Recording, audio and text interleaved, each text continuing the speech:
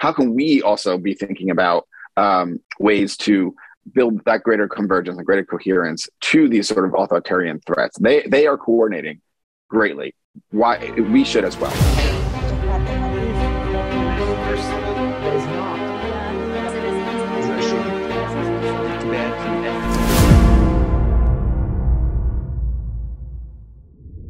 Dear friends, welcome to another edition of Forum 2000 Online Chats. My name is Martin Ehl. I'm from Czech Economic Daily Hospodářské, noviny.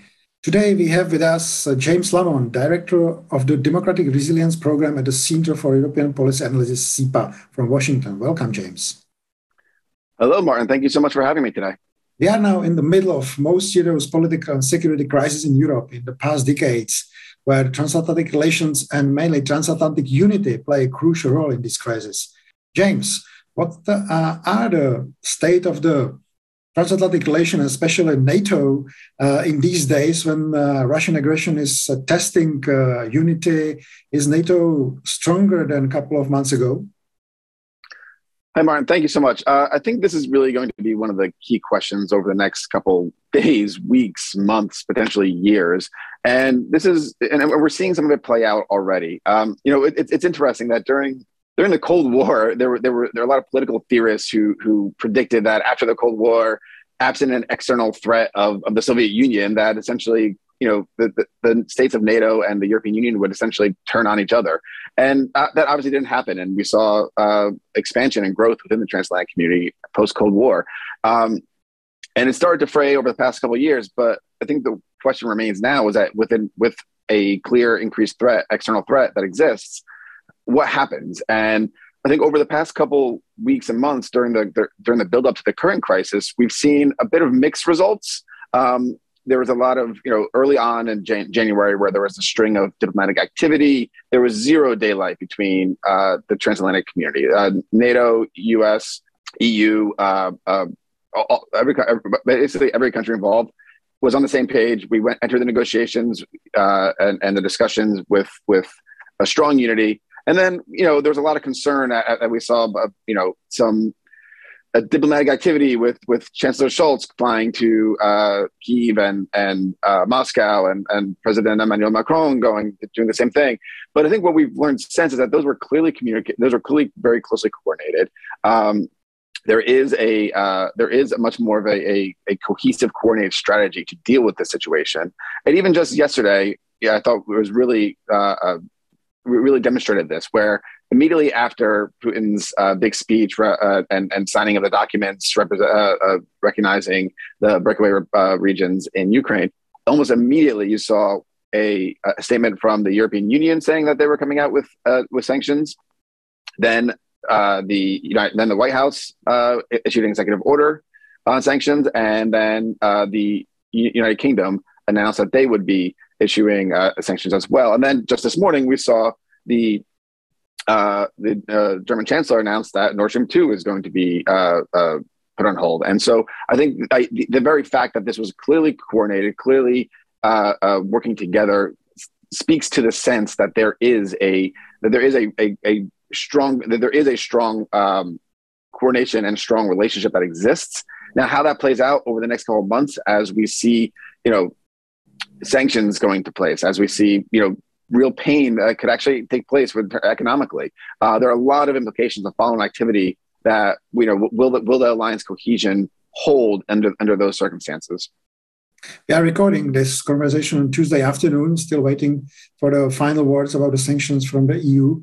How do you see, from the American perspective, how the European leaders are doing in this crisis? Is it better than usual stuff, or are you worried about the European side? I think they're engaged at a level that we had not seen before, and I think there's obviously been some disputes and some back and forth. A lot of people were dissatisfied with Germany's decision not to provide lethal weapons. You saw statements from the Latvian defense minister a few weeks ago along those lines. But I think overall, what we're seeing is that sort of coordinated activity we were discussing. But there are certain things that make me a little bit concerned about whether or not we have the long-term dedication to this strategy, right? So, for example, the sanctions that we saw in 2014 that the European Union issued were very good. This is the first time we saw an economy of that size sanctioned, but it wasn't the level of sanctions we saw against, say, Iran and the lead up to the Joint Comprehensive Plan of Action negotiations to bring them to the table. Right? It was much more mild. They were conditional. They were reversible. It was tied to the diplomatic process at the time. And I think what we're going to, the sanctions that are being discussed for the current crisis are much more draconian. And I think that there will be much more economic pain that is felt upon all parties involved, but more Europe than the United States, just because of the nature of the economic ties. And so how Europe responds to that, I think, will be critical. And one thing that I would like to have seen over the past couple of weeks is a bit more communication from European political leaders to the population that laying the groundwork for this, that there could be sacrifices that need to be made. And I think looking at it through a lens of what's next, how does this play out in terms of politics in the region? And you could imagine a sort of pro-Russian candidate in certain countries arising, seizing off this sort of, either if there is economic pain, if there is sacrifice that needs to be made, you can see political leaders seizing on that in a way that could have ripple effects for alliance cohesion. If we make a little bit step back and look at the situation from the broader perspective, there is long-term kind of shift of the U.S. attention from Europe to the Asia, specifically to China. How do you see in this perspective the U.S. policy or U.S. Contribution to the European security architecture? Is this crisis bringing U.S. back to the European soil and with more, let's say, energy, or this shift towards Asia will continue and Europeans will have to do more for their own defense? Yeah, this is one of the big strategic questions that I think is fundamental. So the Biden administration came into office, really looking to focus on China as the primary foreign policy objective. This was clearly laid out through the sort of perceptions of Russia. This was clearly laid out through the national security strategy and all the focus and attention that was, at least in the early days of the Biden administration. It was all about China, right? And I think the hope was essentially that Russia was something that could be managed. It was something that could really be that wasn't a pressing issue. But of course, that's changed.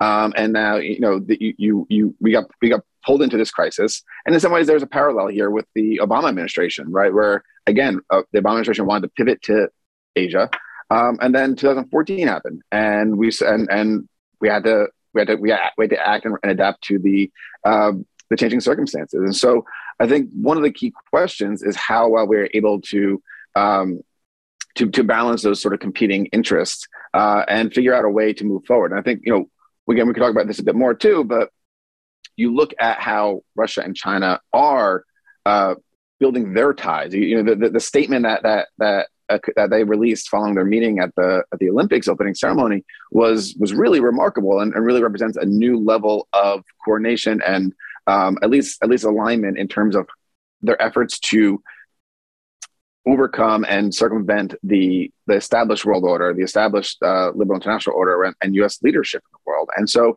I think one of the things that we need to think about as the transatlantic community, and also just the democratic community more broadly, is how can we also be thinking about ways to build that greater convergence and greater coherence to these sort of authoritarian threats. They are coordinating greatly.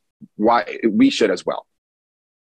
So, speaking about coordination, where do you see kind of the weakest points of transatlantic relations right now at these moments?